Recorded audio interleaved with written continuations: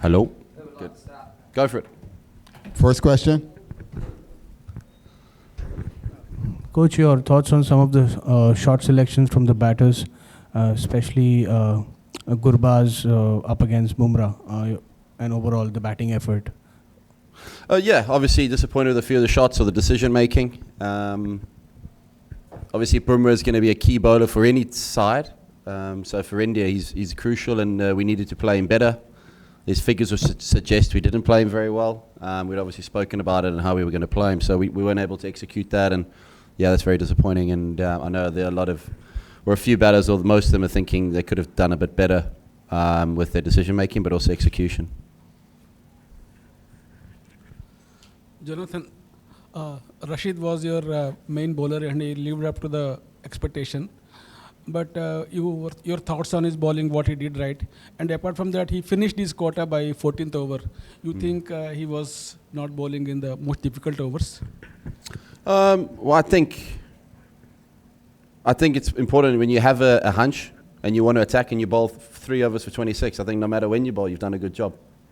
So whenever Rash bowls, or whenever Rash turns a game around like he did for us today, then I think it's brilliant.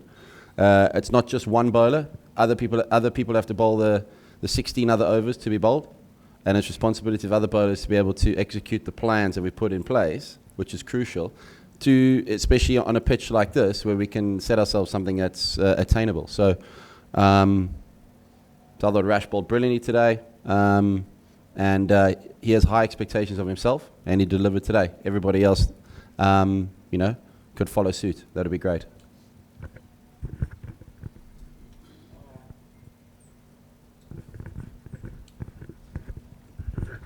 Good afternoon, Jonathan. I think you kind of touched upon that yourself as well, but I just wanted you to, if you could expand. Don't you think when it comes to purely taking wickets, the side probably depends a bit too much on Fazil and Rashid? Don't you think the others need to chip in as well in terms of wicket taking?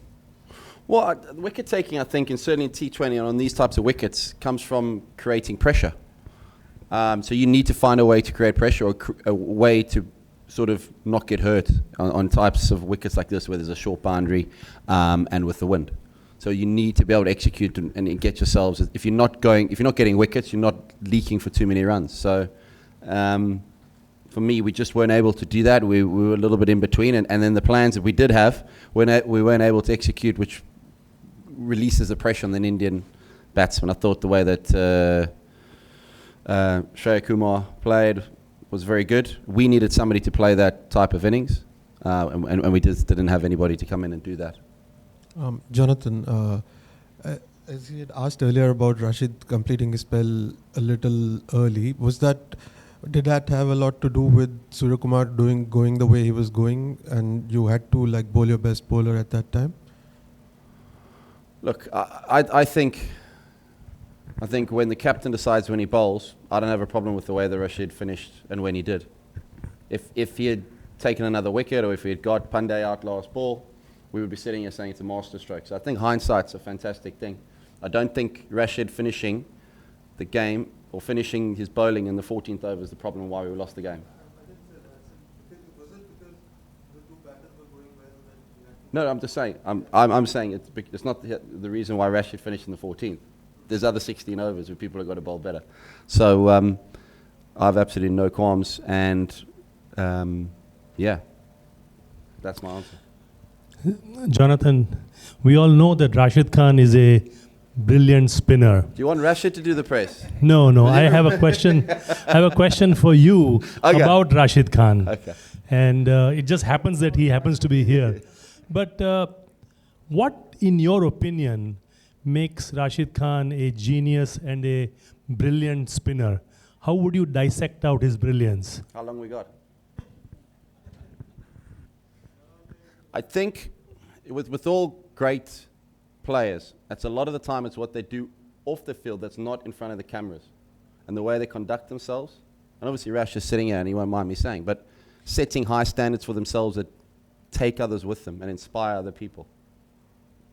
And work ethic, desire, ability to listen and learn, and always wanting to grow and discover, try new deliveries and push the boundaries on your own game. sometimes I think as players, and at times I was maybe like this as a player, you try and hold on to what you have and you don't want to grow as a player. You try and protect what you've got. I wish I had pushed myself with regards to testing my game and pushing the boundaries on what I could achieve as a player. I think Rashid sets a great example for that for all younger players, not only in Afghanistan but around the world and in India and the IPL and across the globe. So, yeah, that's all I can say really. And he bowls pretty well as well. Jonathan, how would you assess the pitch here at Kensington Oval? Well, I think it played a little bit better than we'd seen previous games. I thought the bounce was a little bit more consistent for the seamers, but obviously in Caribbean style, you'd want to see a little bit more pace on the pitch. But that's the characteristics of the West Indies, and we've got to adjust to that. And we go to St. Vincent's now, and I'm sure that we've seen the pitch there, and I presume it'll be a little bit similar.